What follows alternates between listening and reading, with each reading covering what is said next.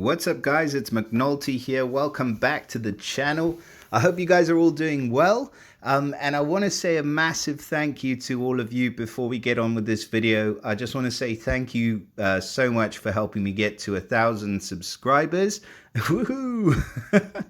I never thought a year ago when I started doing this that I'd be above 1,000 subscribers, but yeah, thank you guys for your continued support. It really does mean a lot to me, and for all of your comments and likes and all the rest of it. So yeah, it really helps me to keep making these videos. I'm not in it for the money. If I was, I'd be doing something else. But yeah, it's just for the love of the game, and thanks again. So yeah, I hope you guys are all ready for the Season of Love event, which has just started. And we've got some new heroes in the seasonal portal. So we're going to have a look at these heroes today. We've got 3 brand new 5-star heroes. A bit unfortunate that they haven't released any new 4-stars because they're sorely lacking in this portal. And of course, those are the ones that you're more likely to get. I mean, we've got a really good 4-star hero in the Goblin Summon, which is running alongside this at the moment. But this Voluptus hero, yeah, I just can't see a huge use for her. I don't like the heal to the caster in nearby. The Destroying Fiends is kind of irrelevant with the majority of heroes. But anyway, we're not here to talk about her today. We're going to focus on the 3 brand new 5-star heroes. A bit unfortunate that Elba's not featured and that they've decided to go with Cupido instead. I mean, Cupido's a great hero, don't get me wrong, but it'd be nice if they featured all the new heroes. I don't see why. I mean, we're going to have to wait a whole year for them to feature this one. But yeah, anyway. That's my own gripe. So let's go ahead and we'll start off with, we'll do them in order. So we'll start with Eros first. Now, Eros is a dark hero. So obviously we've got Pythonus from this summon, who's the other dark hero in here. And he's an absolutely brilliant hero, just a beast in the rush format. So she's got a lot to live up to. Now, just to recap, obviously the family bonus for the Cupid family. So it works in a similar way to the Bard family bonus, where solo heroes get 20% increase for any healing received. And of course, team members are solo if they have no other family or realm members in the team. So it's a pretty good family bonus, just giving an extra heal of 20% to the rest of the family members. So you can make some pretty decent attacking teams with just a single healer, and they don't really need to be a power healer. So that really can come in very useful. Now, she is of the Ranger class, so she gets a chance to bypass with her attacks, and she also gets this passive. Now, this passive is probably one of the best things about these heroes. They get innate resistance against status effects, status ailments, I should say, that block special skills. So they can't be silenced. And when you take like a reflect hero against the mindless attack with these guys, it really just bounces off them. It doesn't do anything because they can't get an ailment that's going to block special skills. So a really, really good passive. Now, in terms of the stats for Eros, pardon me, so we're looking at 966 on the team power. So the seasonal heroes are slightly lower in team power than we see from some of the other event heroes and things like that. But that's to be expected because they are around for a bit longer. So 1009 on the attack, 937 defense, and 1617 on the health. So pretty decent stats, leaning more towards the attack. So really good. Her special skill is running at very fast speed, which is good to see. And at very fast speed, the Arrow of Desire is going to deal 465% damage to the target. All right. I mean, it's a good hit. For very fast speed, it's a decent amount of damage, especially with the attack stat being so high. It's going to do some damage. And then all damage that the target receives is then increased by 40% for the following 2 turns. So she's definitely, to me, an attacking hero. Very targeted type of hero. I think probably going to be useful in wars at the top level, where you're just trying to get enough heroes that charge within 2-tile matches. And she could then pair up quite nicely with other heroes like Khonshu, for example, or any other sort of very fast speed heroes that are going to be able to take advantage of that damage increase. Now, it is only for 2 turns after she fires off. So I think that to me is a little bit of a detriment, because you really got to time it to where there's heroes ready to go. Otherwise, you're going to lose the entire benefit of what this hero is trying to do. So I would say that she's, to me, looks like primarily an attacking hero, and not sort of as versatile. So she couldn't be used as well on defense. I mean, she could be used, but I don't think she's going to be that effective. So yeah, if you know what you're doing with this hero, and if you like, sort of putting together really fast teams, then definitely you could find a space for her. But yeah, I don't think she's an all-rounder. So for that reason, I'm going to say a B grade for Eros, unfortunately. Now, in terms of the max power, so if you do go ahead and second limit break, she's going to benefit from the attack up. It seems fitting for her because she could do with a little bit more power.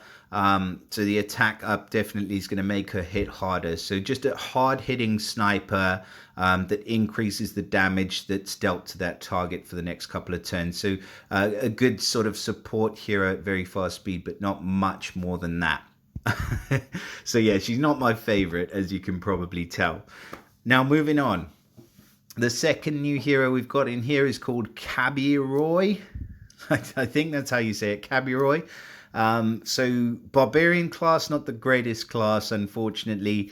I do like the art on this one, though. I think this guy looks absolutely ready for action with his little love robot.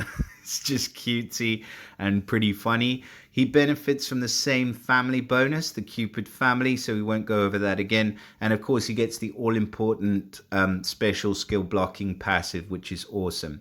Now, in terms of the stats, really balanced, actually. 953, 968, 1689. Again, for a team power of 966 in total. So really good stats across the board there for this guy.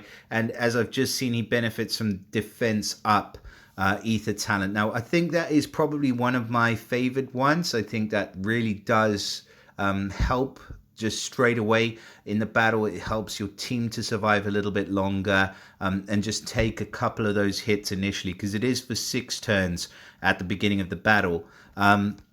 And as we're seeing with these legendary troops, I mean, some of the total team powers and the HP and the defense and the attack at the beginning of the battle is just getting ridiculous. So yeah, you can use whatever you can take whatever you get in order to increase your survivability at this point. Now, his special skill's quite interesting. So he is running at slow speed, and at slow speed, he's going to deal 200% damage to the target. For 3 turns, the target is forced to cast Mindless Heal when at full mana. Now, deals 200% damage to 3 other random enemies. Now, this kind of confused me initially, because I was like, what? Why did they need to say that again? But it does sort of clarify it if you tick the additional info question mark. So it says the effect targets the same enemy as the first hit if there are no other valid targets. So he's going to be hitting, basically, he's going to be hitting 4 times. Okay, now for 3 turns, all of the hit enemies are forced to cast Mindless Heal when at full mana. So this guy can easily cause a whole team, well, nearly a whole team, to be casting this Mindless Heal. And to me, he's kind of like the costume Quintus of this family. But I do like the Mindless Heal, because the Mindless Heal, as you can see here, it recovers 20% health for the character on the opposing side with the lowest remaining HP. So it heals the target that needs it the most. And that is just an extremely powerful effect. And it means that you're not only taking the enemies out of the battle, but you're causing them to become like an additional healer for your team. So I really like this guy. It's unfortunate that it's only for 3 turns, but I think obviously 3 turns is probably the maximum for this type of effect, because otherwise it just gets absolutely ridiculous and there's no coming back from it.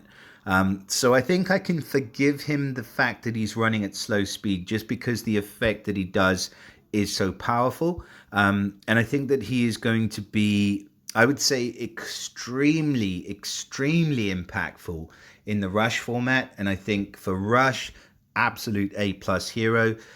In other areas of the game, he might just be a little bit lacking because he is running at slow speed. But then I wouldn't mind putting him on a tank position in a regular raid defense team because I think he will charge pretty damn quickly. He's not of the right class either. So that's maybe like a bit of a red mark against him. But otherwise, an absolutely brilliant hero. And I think he could be just a lot of fun to play around with. So congrats if you do manage to grab this guy. Now, the other new hero in this portal, which I'm kind of reluctant to look at because the legendary seasonal non-featured is only 0.3%. So you've got a minimal chance of pulling this hero, but not that one. This one. So Elba. She looks like she's the one in charge, isn't she? They really should have featured this hero. So Elba, again, same family bonus and same passive. In terms of stats, again, 966. So more attackingly built, but only very slightly. Otherwise, the stats are pretty much the same across the way. Her special skill, Vanguard of Passion, and she's running at average speed. So she's going to deal 325% damage to the target and nearby. So there's a hit 3 hero. Seriously want this one to be featured. But anyway, listen to me, SG. Just feature this hero. So 325% damage to the target and nearby. The caster and nearby allies recover 1,000 health after 4 turns. I mean, that's quite a long time, and that's quite a big heal. Now, if the effect is removed before the duration ends, recovers 1,300 health instead. Okay, so that wording's kind of awkward, but I think it means the caster and nearby will recover 1,300 health instead. We're going to go with that. And then the caster and nearby allies counterattack with 125% of the damage received for 4 turns. Man, this is a great hero. I mean, pretty decent on both attack and defense, just because she is an attacking healer. I know it doesn't happen right away. It's kind of like Wolfgang's effect, but it's potentially a much bigger heal.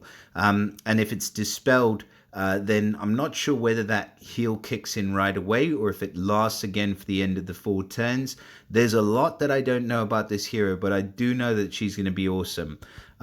So yeah, the counter attack as well makes her a pretty viable tank. And you obviously, it kind of is counterproductive, which is great for her because you want to dispel the counter attack. But if you dispel the counter attack, you're then going to be healing the rest of the team for 1,300. So I love the way this one works. And the 325% damage to the target and nearby is pretty great too. Now I was going to say, where's the damage reduction? Because the counter attack would just be awesome if there was damage reduction. And look, there is damage reduction. So if you do second limit break her, at the start of the battle, she's going to get negative 10% on all damage received.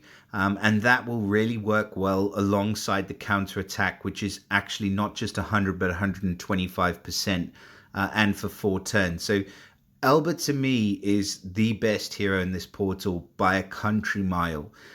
She wants to be a tank, and I think she'd be extremely effective as well as part of an attacking team.